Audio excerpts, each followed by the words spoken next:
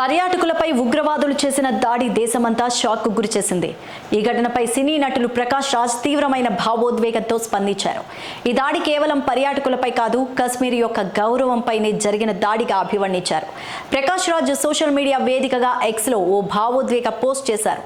ఇలాంటి దారుణాలు జరిగినప్పుడల్లా మనం మనుషులమా అనే సందేహం వస్తోంది అంటూ ఆవేదన వ్యక్తం చేశారు. పర్యాటకుల్ని స్వాగతించాల్సిన ప్రదేశం వారిని కాల్చి చంపే ప్రదేశంగా మారిందంటే అది మన సమాజానికి పెద్ద మచ్చ అన్నారు. మన ఇంటికి అతిథిగా వచ్చిన వారిని కాల్చి చంపారు. వారిని మేము కరుణంగా స్వాగతించాలి, కానీ వారు బాధతో వెనుదిరిగారు.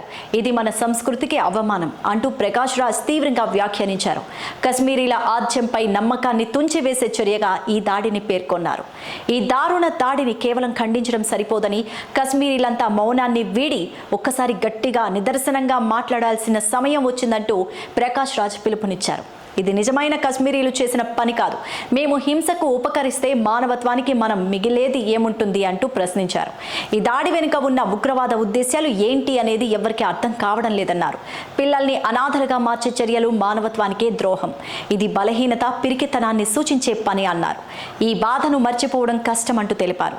ఈ దాడిలో ప్రాణాలు కోల్పోయిన వారి కుటుంబాలకు తన ప్రగాఢమైన సానుభూతి తెలిపారు.